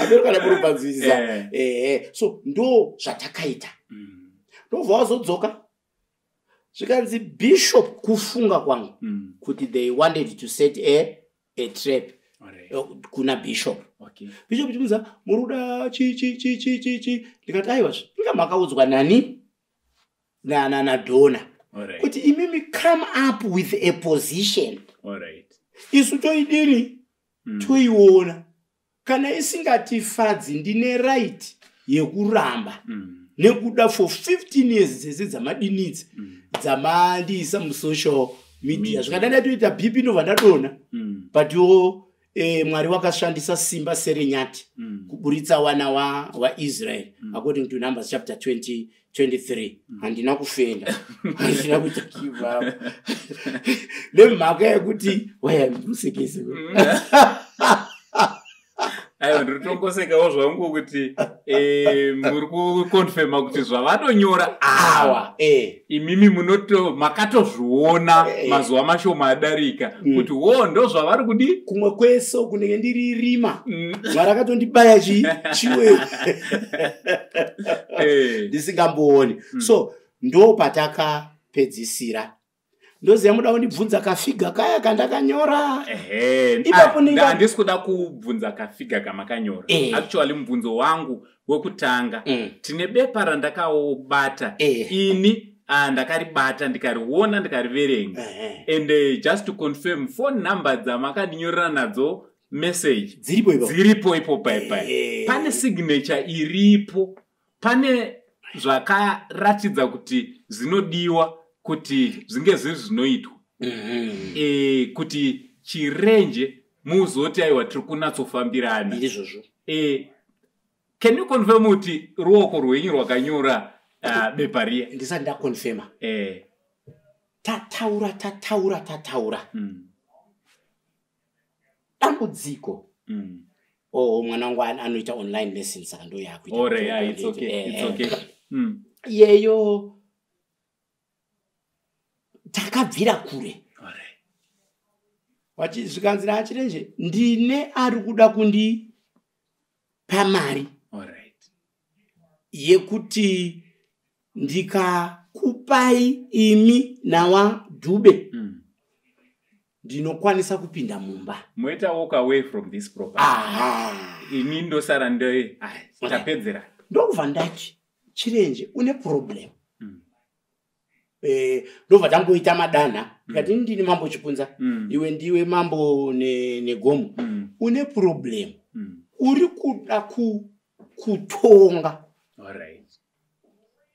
iwe wakaisa pfuma ini ndakaisa pfuma iwe actually wakapedzisa ndopa akabva akonfirma zvanzi yes I've got the pictures the state yange yakamira chii proper ndikati aiwa kutabva kwesuku handei kuwei chii forward kuona mvura yakudini yakuda kunaya ndiri kutaura iwe haikona kuramba uchiteera social media wapfana waya sorry ndakakuti wapfana ipo wenda nhasi muri wapfana kuti wapfana waya wanoramba wachitaura ndozvavakatoendera ipo paya ende ibasa ravo iwe chiregera sezvatakawirirana muprevious chii meeting nehanzvadzi yavo ende ipapo patakaita musangano uyu wandazonyora wamwe wako wangu waripo tichida kuzovapa debriefing you get what I'm saying. Mina ngaribodiwa nani wao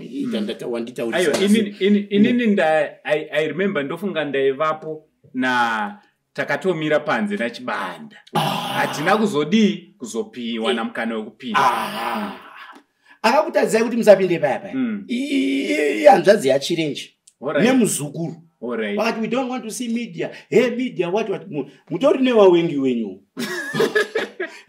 muri kufamba kwatiri kutoita tine chitonza hatidi kuvaona pano mwamwe wengi wacho number 1 ndini asi ndakakuregerera kuti wakomana 15 years uchingotaura nyaya yechipunza kana kumbotsvaga chipunza wacho ari padhuze ona pamba pako pana nepane imba yangu apa padhuze but however let's conclude now then from there ndo patakazo wirirana kuti no more social media but isusu ya even surprised even Dr. Kadungure and Wadube is even surprised kuti isu takuenda way forward uyu Dube akudzokera futi kuyi ende kuti pari pese pakudzokera Dube kunozwi chirenje social media ari kunyepa zvekuti uyawe pari kutaurwa zvisina kuwe nomzoro ndakanzwa kuti property iyoyo nde AFM saka Bishop Chipunza wakatora property AFM ndokupersonalize munonzi Chipunza properties. I don't have a Chipunza property. Saka we can say he was misinformed. Nani trukuti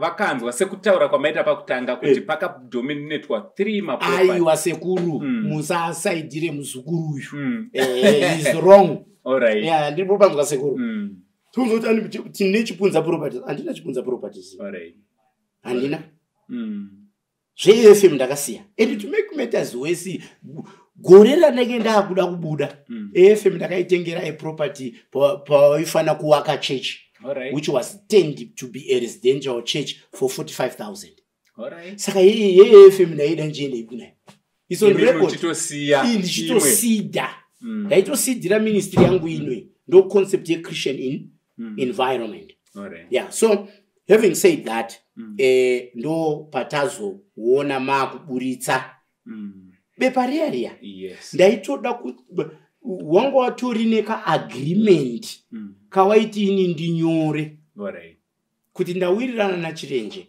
kuti ndikapa Bishop Chipunza mari ndinopinda mumba handini ndinopinza chirenje mumba you understand sekuru handini ndinopinza chirenje mumba because I was not there at the court but tichitaura ndafara pamambotaura kuti makatomudza kuti chirenje mvura yakunaya ndizvozvo ende imimi ndafara ndakuteerera Bishop pamataura mukati hazvitokufadzei kuona chirenje achigara panze imimi sepakuti ndimi mune simba rekuti mukataura munhu anonzi Dube anogona kukuteererai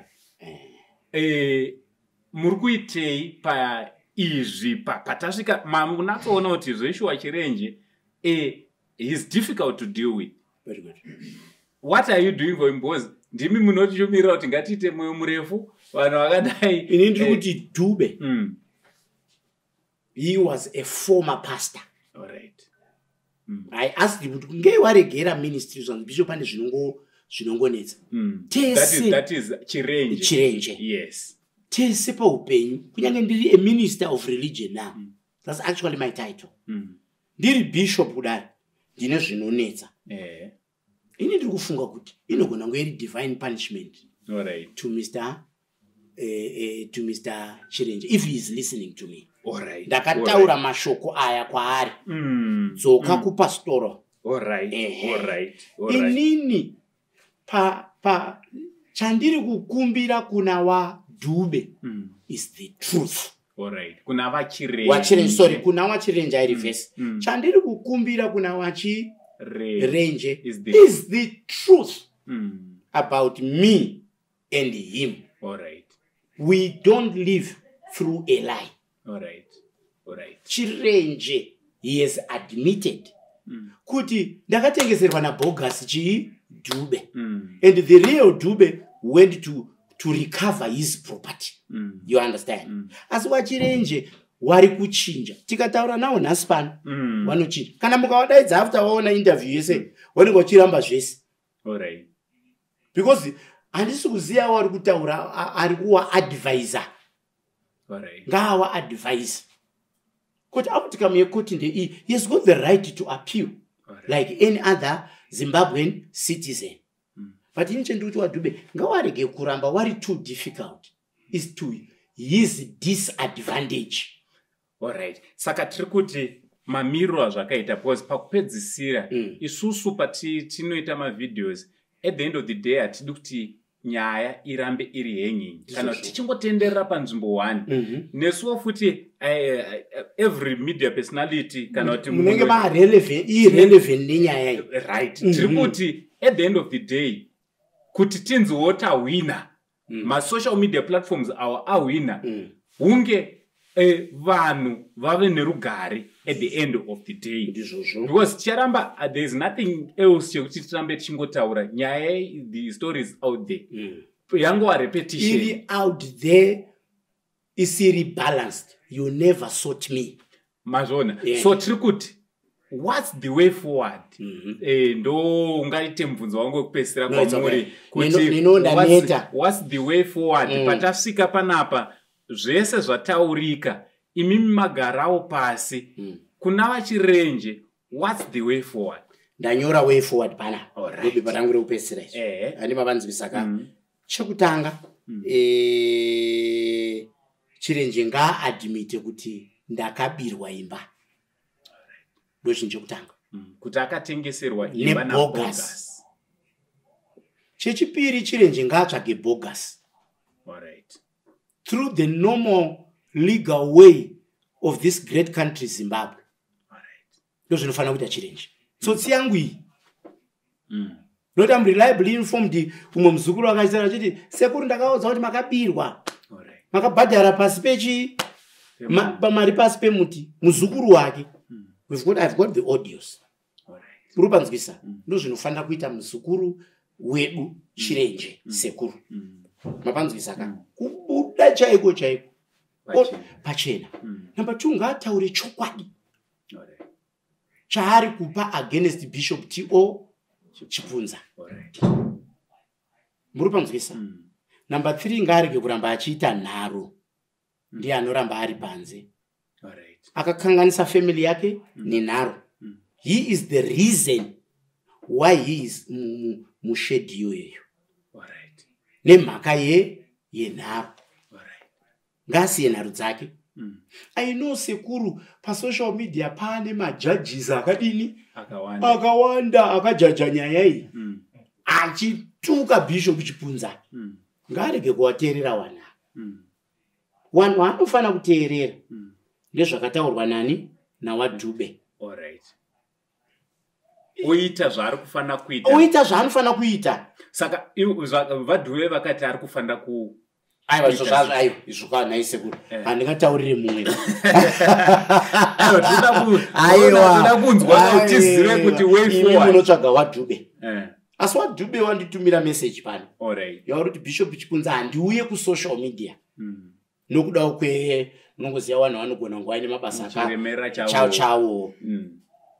Taurira iwe social media kuti zvatakawirirana pamberi pawakadungure pamberi pangu pamberi paBishop Chipunza nepamberi pehanzvadzi yake izvozvo ngazviitwe zvisiri zvamakazonyora pabepa here ziya. Is part of it. Because ndofana kuwana stake yangu Dube anofana kuwana stake yake Saka nyaya iko zvino izvi. Ime social media munongotsvagawo henyu egera kuti amiro nasi maviewers achaita mangandana pa. Andimuri panzwisa ka. Isu takapedza nyaya kudara. All right. But according to Bepa Ria, it's undoable. Aiwa pachiwanu. All right. Zvawakataura izvo zveshe. Ndi wakatozvitaura imomo. Tikati aiwa ibepa rangu. Takapana na example yekuti muruda kuroora mwana wangu. All right. Ndo list yani yangu. Asazvire kuti ndizvo. Ndosaka tine munyai anozouya achinegotiate kuti aiwa mati tapedza kani mani wosaka muri kuti kunemi imimi maka ndimi muridzi weproperty legally it's Mr. Dube imimi mune ruoko rwamakaisa there is your stake ndine ruoko rwandakaisa ndine kutukwa kwandakaisa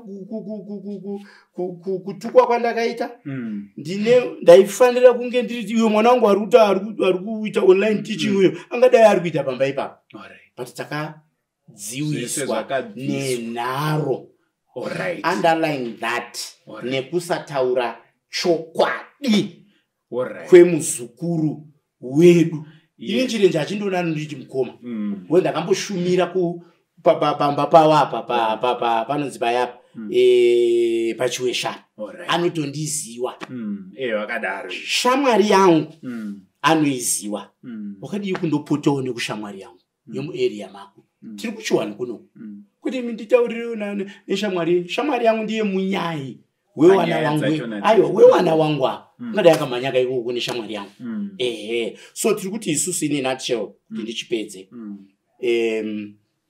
takataura nyaya takamirira mhuri yekwaChirenje kuti iresponde waChirenje wakanditi ndine shamwari yangu ari kuRussia ndopandakaona kuti apa ndoda kuti watirepa ngatiwirirane ndikati aiwa kandiwirirane okay ayo andiwirirane newe wirirana naDube ndiye akabudisa mumbamo because nyaya ndeyekuti waChirenje ari pai ari muchidekeshwa icho chinozi chidekeshwa ari muchidekeshwa imomo so this is what we agreed kureva kuti mukana wekuti vaChirenje vange vari vakaita the right thing zviri kudiwa kuti zviitwe nevekwaChipunza nevekwaDube mukana wekuti vadzokere mumba muya legally zvichizoitwa navaDube uripo handiti tiri kutaurirana hapana kurwa iwe ndiwo waChirenje ndiwo wangaita basa rekurwa kana wamita zvinoda kumitwa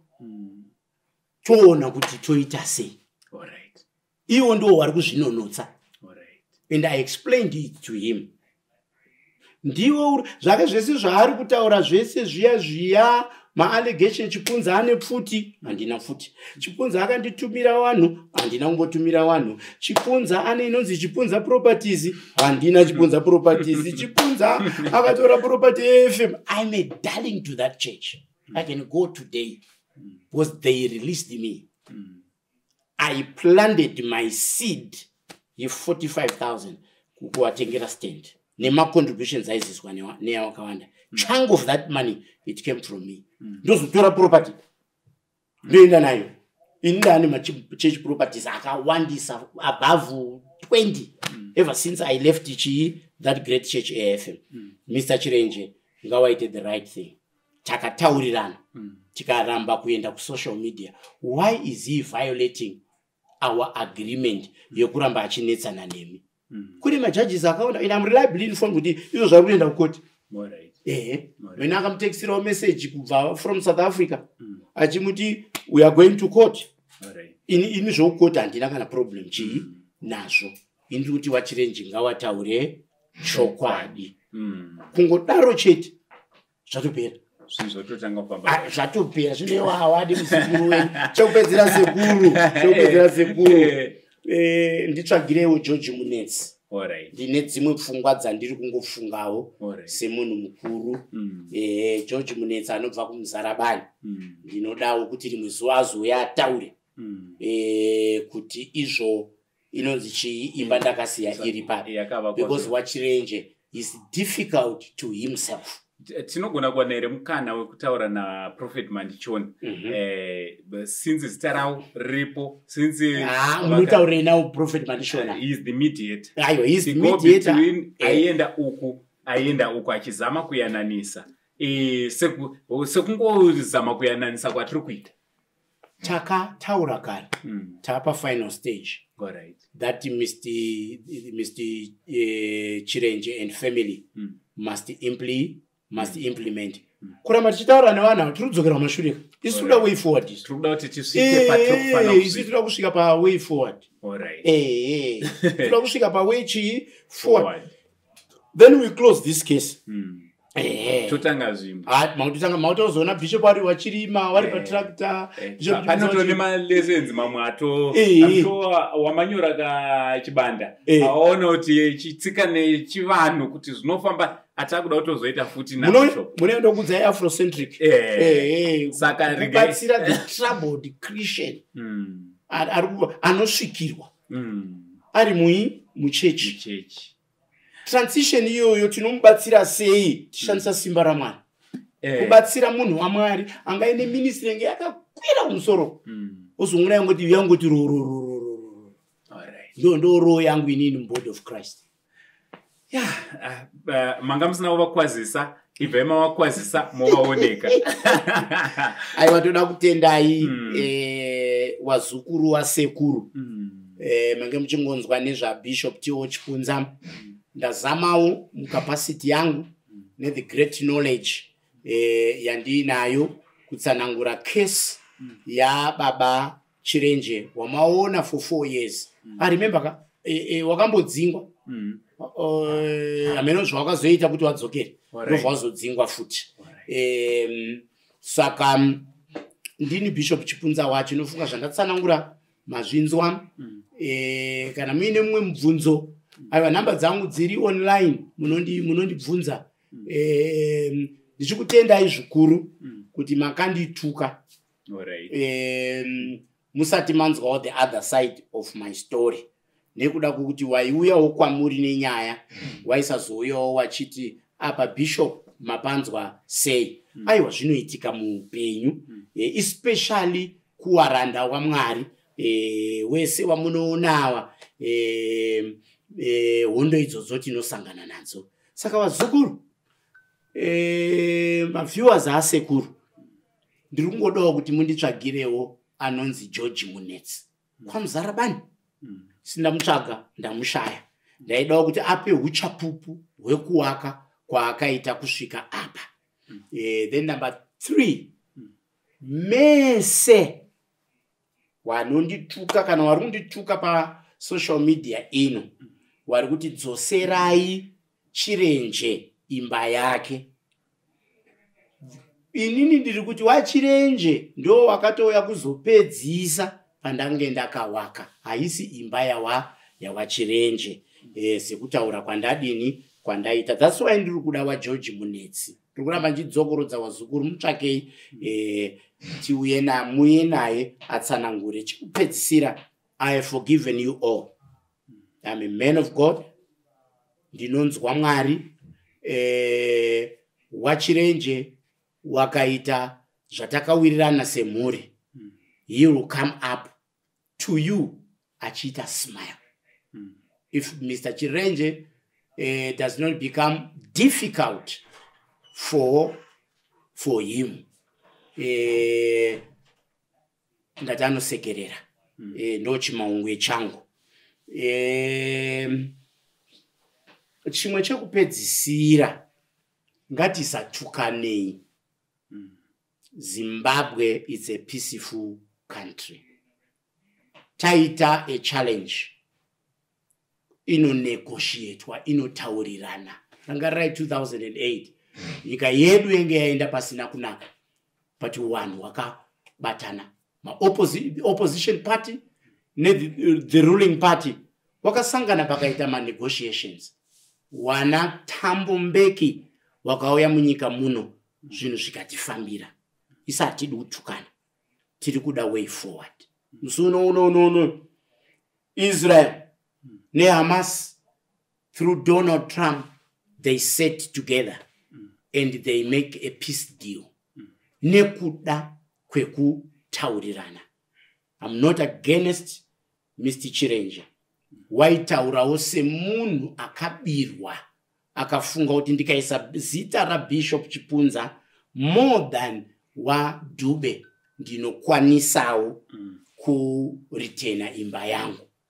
Ndongoti kuna waDube waChirenje, sorry. Ndinongotiwo kuna waChirenje. Sekutaura kwandakaita ndiri muofisi mangu. Ndinana Nyati ndakakuregerera. I hold nothing against you. Pawakadzoka futi nehama dzako ndakataura same statement. Ndakakuregerera. Asi fungawo seimba yawakaona yaniye completion ungadai usina kuita zvawakaita. Asi anyway, takawirirana zvatakawirirana ngazvizadziswe. Kumhuri yese ye Saint TV neniwo ndaamumwe wacho, kana paine rubatsiro rwatinogona kubatsira Chirenje, pane kungoramba tichingokomenda tichingotuka tisina a hand yatinogona kubatsira waChirenje. Mbudzi kuzvarirwa paruzhinji iri kuti nditandirwe imbwa. Madiwo mukungwara kwedu nemukugona kwedu tambosiyana zvekutuka.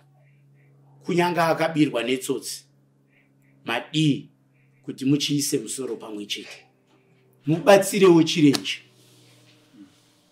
kuti agonewo kuwana upenyu hwakanaka. Asi ini chandiringokumbira kuna Chirenje ichokwadi. Pane nhema. Musi waanotaura chokwadi asina kumanikidzwa. At the end of the day ndinoona achisekerera. Ndoda kuti namazwi iwayo Mwari akuchengetei, namazwi iwayo muropafadzwe mabasa enyu amaoko, namazwi iwayo mupiwe makore akawanda. Tinamatirewo nyika yedu Zimbabwe. Ndo nyika yega yatinoziya. Tinamatirewo kunaya kwemvura kuti tirege kupinda munzara. Hatidi nzaraba, tinoda rugare. Tinamatirewo runyararo rwataramba tinarwo muno munyika yeZimbabwe. Ndoti Mwari akuchengetei, Mwari akuitirei zvakanaka. Good afternoon naJesu zvinoita. Amen. Aiwa, tinotenda Bishop regai ndipe kutenda kwangu kwakakurisa kwamuri nekunge muri munotibata, makazvininipisa mukatibata, mukawana nguva yekuti munge muri munouya panapa kuti tinge tiri tinokurukura maringe nenyaya yavaChirenje. Sekuru musati maita vekera. Ndokupedza. Handidi kuzonzwa futi. Ndakutaura semumhina Sanyati. Ndataura pano, ndichakupai mazuva mashomanana ekuramba tichitaura nyayai. Nyayai yakuperera kumhuri yekwaChirenje. Takamirira mhuri yekwaChirenje. Sokuzoti ndizoone imwe DVD, imwe social media. Caption Chipunza. Yeah, so ipapo ndichida kuti ndipete zvangu. Ndofunga tese tazvinzwira zvataurwa. Kana tiri kuda kukota tane chekukota from zvataurwa nemuromo wavaChipunza vatinawo panapa. Bishop Chipunza vatinawo vandagara nawo pasi tikakurukura kwenguva yakareba tichitaura. Mimwe yemibvunzo yenyu neniwo mimwe yemibvunzo yandakanga ndinayo yasvika payapindurwa mukukurukura kwataita na Bishop kuti chii chakanga chiitika. VaChirenje vakauya vakatipawo side raw of the story. Nhasi tagara pasi tikakurukura na Bishop. Asi mimi amurambidzwe zvakare kunyora, ndosa pane comment section. Amurambidzwe kunge muri munodi munonyora zvamunofunga pamwe munoti munogona kunyora zvimwe zvinogona kutipa wisdom kana mashoko euchenjeri ekuti nyaya iyi inogona kunge iri inorizorwa sei. Aiwa ndidzokorodze zvakare kutenda Bishop maita basa nekuuya Mwari wekudenga kuitire zvakanaka. Thank you so much. Aiwa Bishop Chipunza handina kutanga waziva nhasi, ndakavaziva kune kufoma church vachishumira ndiri mwana wesangano iko kwandinoziva kuti rimwe ramazuva tichange takagara. It's very unfortunate kuti panyaya yatanga tisingafaniri kunge tiri tinogara tichikurukura, asi Mwari ndiye aiziva zvake kuti yadai. Aiwa, from Uncle Saint ndichida kuti a big shout out to Manas Chibanda, big shout out to DJ Sparks Mickey. Aiwa, thank you very much nekunge muri munoti takuti tinge tinoita nyaya iyi isvike zvakanaka kumhuri yeZimbabwe. Uncle Saint ndiro zita rangu, ndichiti much love and God bless you.